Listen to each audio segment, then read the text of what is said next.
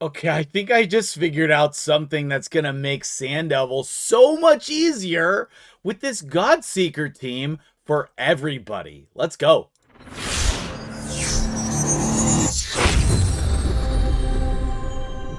What's up, guys? MtgJedi here.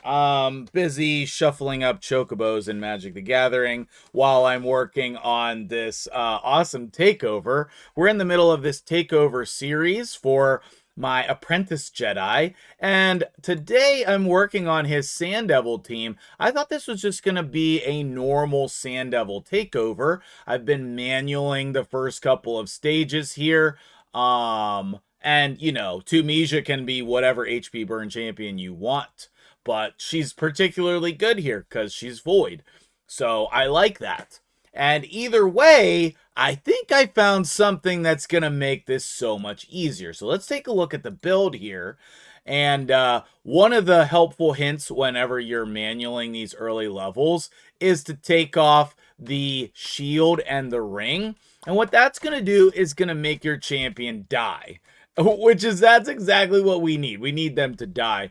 As if they don't die, they have to survive, and we don't. That's much harder. Okay, so if they die, then they can be revived. It keeps everything in tune, all that good stuff.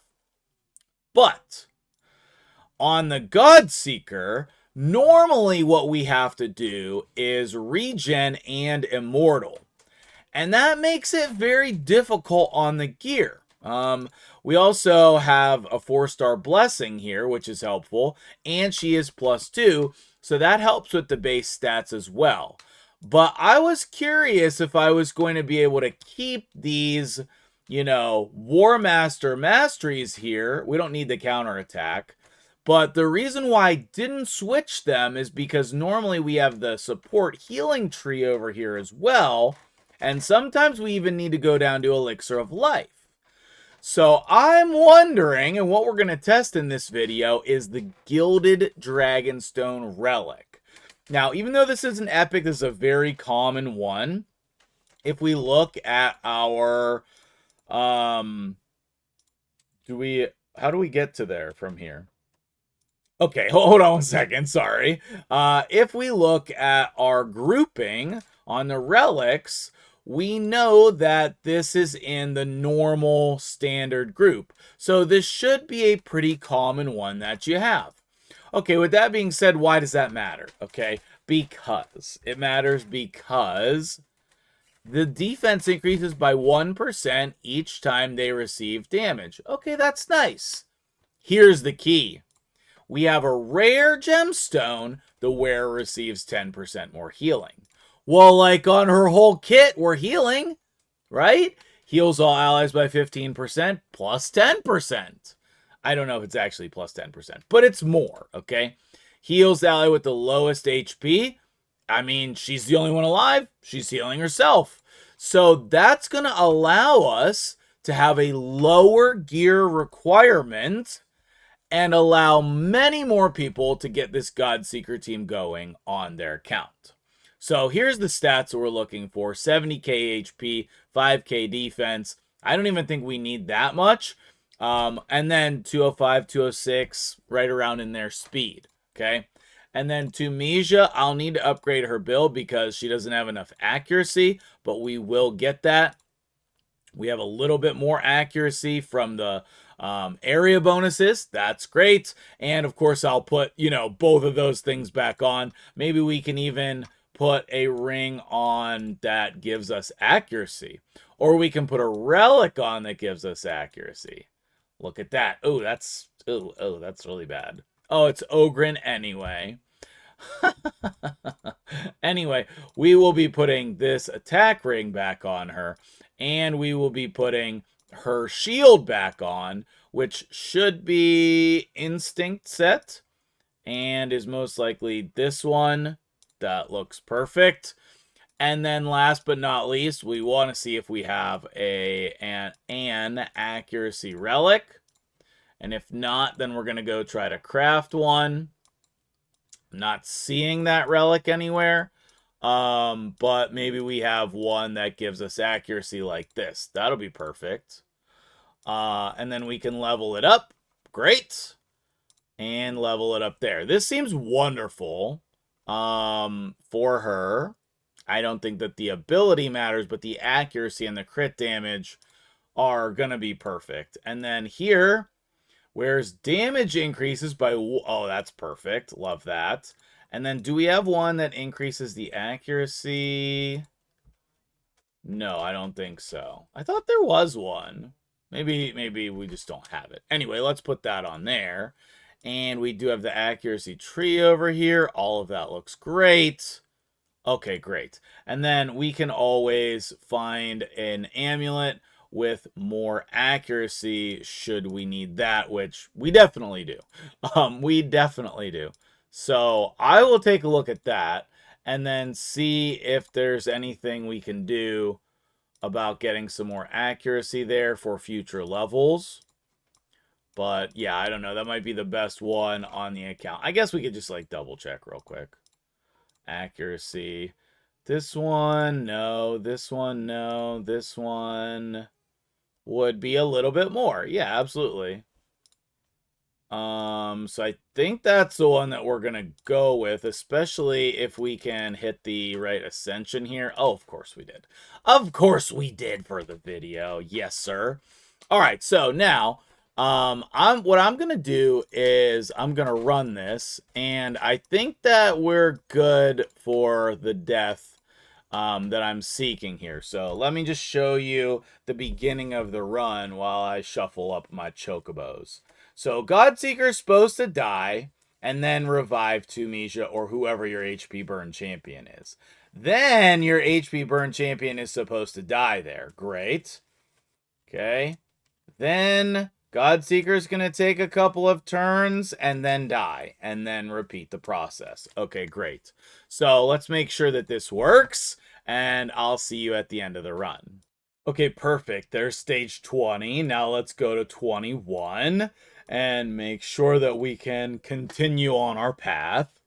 Okay, perfect. There's 21. Okay, that's 22. All right, cooking on 23. Oh yeah, blasting through 24. Now here's the key. Can this do 25? Okay, no. That was a no. Okay, let's watch it together and see where we're at. Okay, so we have the revival. We have the healing. We have Tunisia dying. So what's the issue here? This looks good. Do we just get crit maybe? Okay. Now we don't have enough accuracy, so the run would be very long. But it's not like super low. Okay, so I think that I don't know, that all looks good. That all looks really good. Okay, let me run this and let's see what happened. Oh yeah, boys. Okay, so I think what happened was we got crit on like the very first hit. So let's go ahead and tweak this and I'll show you what needs to be done here, okay? So first things first, we need even more accuracy here. Like 399 is not enough, even with the little bit extra here, 407. Let me go double check and make sure there isn't any upgrades that we can do for accuracy. We have 153. We have accuracy fully maxed out there. And on Sandevil, we have 1 here, which we're at 290. Okay, well, we could do one more upgrade there if we wanted to. Now, on the Godseeker, what we're going to want to do is we're going to want just a little bit of glyphs. Okay, I'll put this here. That's perfect. And I will ascend for a second time just these little flat stats here.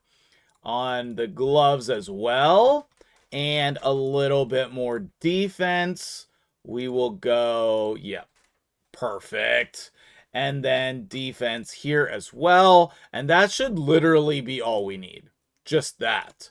And then what we can do also is let's go ahead and change the masteries.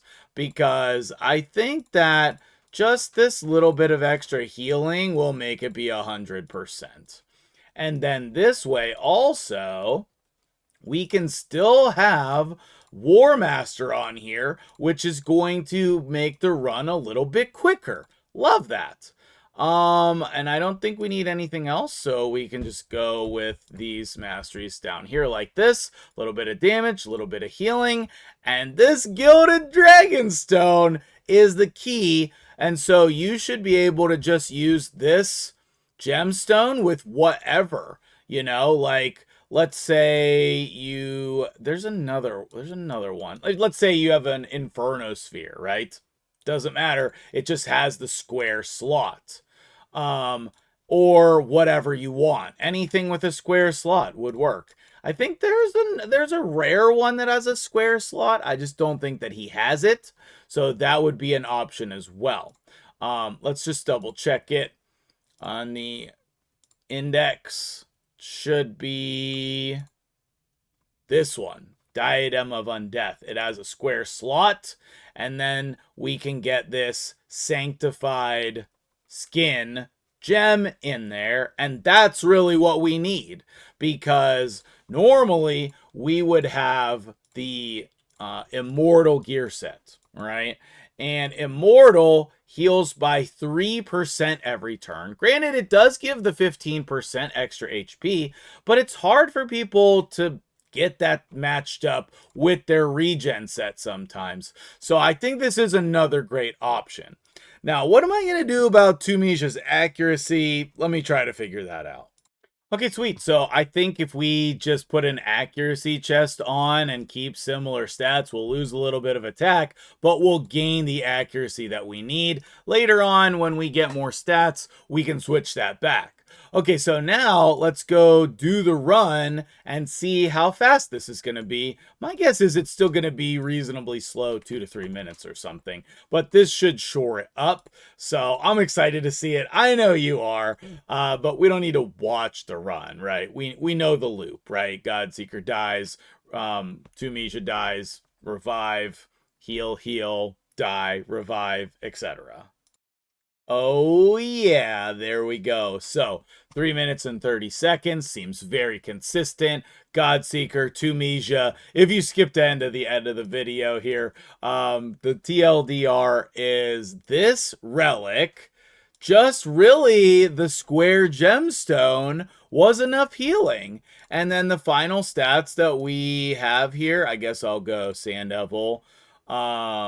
We don't really need accuracy here, but just to show you, 4.9, 74k, 205 speed in regen with that gemstone, and then whatever you want with your damage dealer. I have her at 211. Her speed doesn't really matter. She has the 495 accuracy. All of that's great. You can run whatever masteries you want. All of that good stuff. Another option for you on Sandevil. Super pumped about it. Let's get it. Have a great day, and I'll see you guys in the next video. Big shout out to my dude, MtgJedi, for booking the takeover.